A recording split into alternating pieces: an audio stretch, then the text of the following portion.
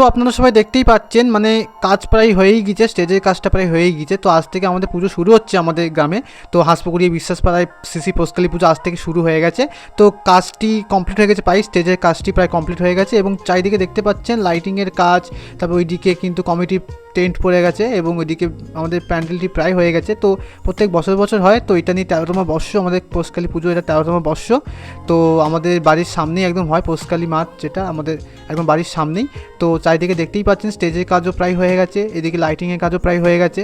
তো আপনাদের কাছে একটাই আমার ইচ্ছা যে আপনারা সবাই আসুন সকলে মিলে এবং আপনারা মানে উৎসবটা পালন করুন। মানে আপনারা, আমি চাই যে আপনারা আসুন এবং এখানে এটা আনন্দ করুন, আমাদের গ্রামে এসে পুজো উপভোগ করুন এবং এটাই চাইবো। আর সকলে মিলে আসবেন, আর দেখতেই পাচ্ছেন সব কাজ হয়ে গেছে, তো আজ থেকে শুরু, তো আপনারা সকলে কিন্তু আসবেন।